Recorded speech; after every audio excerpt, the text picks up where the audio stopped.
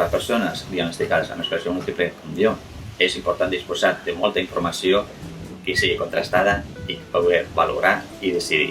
Un exemple per poder agafar aquesta informació és l'Observatori de l'Esclerosi Múltiple, on hi ha molts profesionals experts en esclerosi múltiple que ens asesoren. La conexión entre el mundo sanitario y el sociosanitario.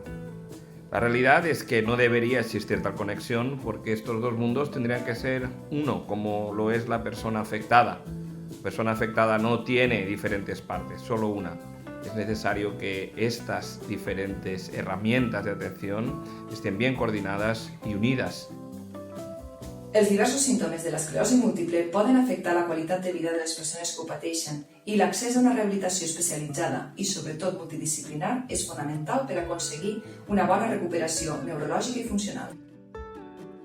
Durant tot aquest procés, les persones se n'adonen que haurien d'haver vingut abans al servei de psicologia per tal d'intentar gestionar de forma més adaptativa les seves problemàtiques. Que jo com a persona amb esclerosi múltiple pugui saber quins drets tinc, quins recursos tinc disponibles, que pugui rebre ajuda si no puc continuar treballant o m'haig de reorientar laboralment.